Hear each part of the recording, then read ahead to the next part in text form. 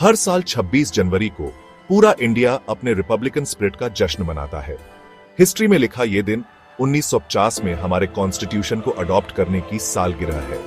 यह दिन हमारी मेहनत से मिली आजादी को याद करने का दिन है, जो सदियों के ब्रिटिश राज के बाद मिली। सिर्फ एक छुट्टी से ज्यादा रिपब्लिक डे हमारे देश के सफर और डेमोक्रेसी के आधार वालों की याद दिलाता है। यह सोचने का दिन है, हमारे पूर्वजों के बलिदान को सम्मान देने का दिन है और हमारे कॉन्स्टिट्यूशन के आइडियल्स के प्रति अपनी कमिटमेंट को रिन्यू करने का दिन है। यह दिन हर इंडियन के लिए, चाहे वो देश में हो या विदेश में, बहुत इंपॉर्टेंट है। यह वो दिन है जब तिरंगा गर्व से लहराता है, हमारी नेशनल यूनिटी और सोवरेनिटी का प्रतीक। यह वो दिन है जब हम उन अनगिनत लोगों को याद करते हैं जिन्होंने हमारी सेल्फ डिटर्मिनेशन के लिए थके बिना लड़ाई लड़ी। जब हम इस महत्वपूर्ण अवसर का जश्न मनाते हैं, तो आइए उस हिस्टोरिकल टेपेस्ट्री को समझें जिसने रिपब्लिक ऑफ इंडिया को जन्म दिया। भारतीय स्वतंत्रता संग्राम एक लंबा और कठिन रहा। यह अपना शासन और अपना भविष्य खुद बनाने के अधिकार में अटूट विश्वास से प्रेरित संघर्ष था। सदियों के ब्रिटिश राज के बाद भारत ने अंततः 15 अगस्त 1947 को स्वतंत्रता प्राप्त की। इस घटना ने एक युग का अंत और एक नए युग का आरंभ किया।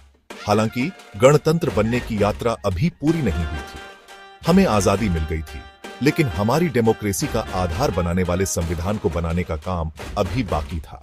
नए स्वतंत्र राष्ट्र के चुने हुए प्रतिनिधियों की एक संविधान सभा को इस विशाल कार्य का जिम्मा सौंपा गया था। यह हमारे इतिहास का एक निर्णायक क्षण था, एक ऐसा मौका जब हम एक ऐसी शासन प्रणाली बना सकते थे जो एक अरब लोगों की आकांक्षाओं को दर्शाती हो। भारतीय संविधान का निर्माण हमारे संस्थापकों के सामूहिक ज्ञान और विजन का प्रमाण है।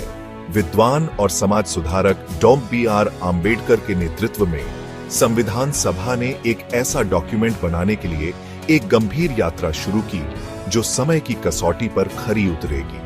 अक्सर भारतीय संविधान के पिता कहे जाने वाले लोग आम्बेडकर ने इसके मुख्य सिद्धांतों न्याय, समानता और बंधुता को बनाने में प्रमुख भूमिका निभाई। डॉक्टर आम्बेडकर के साथ जवाहरलाल नेहरू, सरदार वल्लभ भाई पटेल और मौलाना आजाद जैसे अन्य दिग्गजों ने भी हमारे राष्ट्र की किस्मत को आकार देने में महत्वपूर्ण भूमिका निभाई। नेहरू, हमारे पहले प्रधानमंत्री, ने एक आधुनिक प्रगतिशील भारत की कल्पना की, जबकि लौह पुरुष सरदार पटेल ने रियासतों को भारतीय संघ में मिलाकर एक बड़ा योगदान दिया। उनके और अनगिनत अन्य लोगों के योगदानों ने उस जीवित डेमोक्रेसी की नींव रखी जो आज भारत है। सेक्शन 4, भव्य दृश्य, एकता और शक्ति का प्रदर्शन। गणतंत्र दिवस समारोह का मुख्य आकर्षण दिल्ली के राजपथ पर होने वाली शानदार परेड है। राष्ट्रीय गर्व और सैन्य शक्ति का यह भव्य प्रदर्शन देखने लायक होता है, जो देश और दुनिया भर से लाखों दर्शकों को आकर्षित करता है। परेड की शुरुआत भारत के राष्ट्रपति द्वारा सल्यूट लेने से होती है, जिसके बाद भारतीय सेनाओं की शक्ति और विभिन्नता को दर्शाता एक भव्य जुलूस निकलता है। ये परेड केवल सैन्य शक्ति का प्रदर्शन नहीं है, ये भारत की सांस्कृतिक विरासत की एक रंग बिरंगी झलक है। हर राज्य और केंद्र शासित प्रदेश अपनी विशेष संस्कृति और परंपराओं को झांकियों के माध्यम से प्रस्तुत करते हैं, जो स्थानीय लोक कथाओं, कला और उपलब्धियों को चित्रित करती हैं।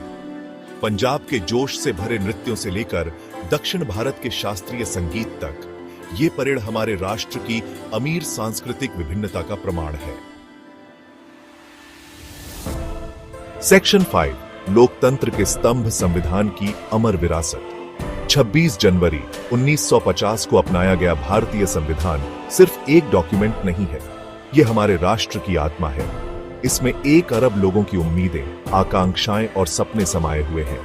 यह हर नागरिक को जाति, धर्म या लिंग की परवाह किए बिना मौलिक अधिकार की गारंटी देता है। संविधान में न्याय, स्वतंत्रता, समानता और बंधुता के सिद्धांत दर्ज हैं, जो हमारी डेमोक्रेसी की नींव है। संविधान भारत को एक संप्रभु, समाजवादी, धर्मनिरपेक्ष, लोकतांत्रिक गणतंत्र के रूप में स्थापित करता है। ये सामाजिक, आर्थिक और राजनीतिक न्याय, विचार, अभिव्यक्ति, विश्वास, धर्म और उपासना की स्वतंत्रता, दर्जा और अवसर की समानता, और व्यक्ति की गरिमा तथा राष्ट्र की एकता और अखंडता सुनिश्चित करने वाली बंधुता को सुनिश्चित करता है। ये एक जीवित डॉक्यूमेंट है जो समाज की बदलती जरूरतों के साथ विकसित होने में सक्षम है। संविधान हमारे संस्थापकों के विजन का प्रमाण है, जिन्होंने एक ऐसा राष्ट्र बनाने की कोशिश की जहां हर नागरिक गरिमा और स्वतंत्रता के साथ रह सके।